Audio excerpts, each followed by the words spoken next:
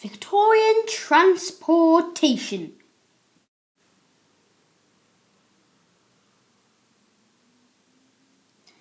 In the Victorian times, transportation was not like it is today. They didn't have cars or motorbikes or any of those fancy stuff. They had the following: foot, horse, clipper, carriage, railway, steam engine, tram, bicycle.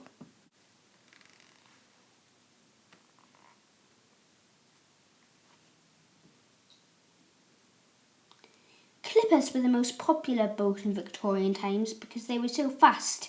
This speed came from their narrower hull and bigger sail.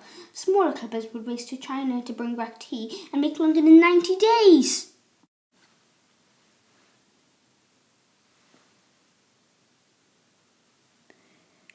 The first bicycle was a bone shaker. It was called a bone shaker because it had metal wheels which made your bones shake. The next popular bicycle was called a penny farthing. The penny farthing had an enormous front wheel and a tiny little back wheel and did not look very safe.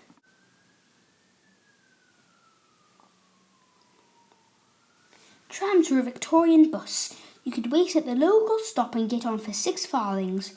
There were usually 2 decks, and above every seat they had a bell that tells the driver to stop and let the person off. The conductor was at the front of the tram. He gathered rich people in and collected the 6 farthings. At the back of the tram was the driver. Not like in our times, the conductor controlled the brake because he could see who wanted to get on. The driver rode the tram.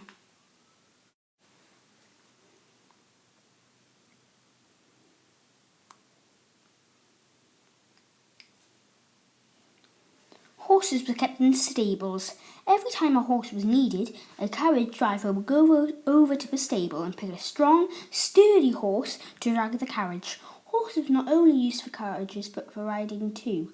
Each stable was guarded by a dog. The railways were the most popular form of transportation in the Victorian era. They were created by George Stephenson. He lived in Wylam, where I used to live, in a small cottage by his workshop. A steam engine was powered by the same way as a carousel, by steam.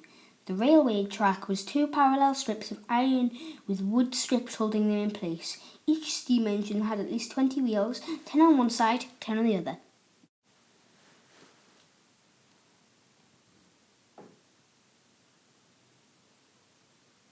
A carriage was a Victorian taxi. Before a ride, a carriage driver would go to the stable and pick 2 strong, sturdy horses to pull the carriage. Only rich people could get on because they were so expensive. A carriage driver was dressed in a long, cloak-like jacket and shiny black boots.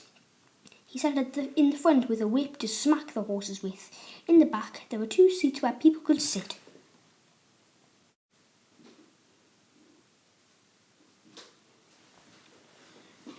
Poor people walked. Some people had no shoes, but some had a pair with holes in. They would have to walk to their destination even if it was miles away. Unlike today, people were either rich or poor. Most were poor.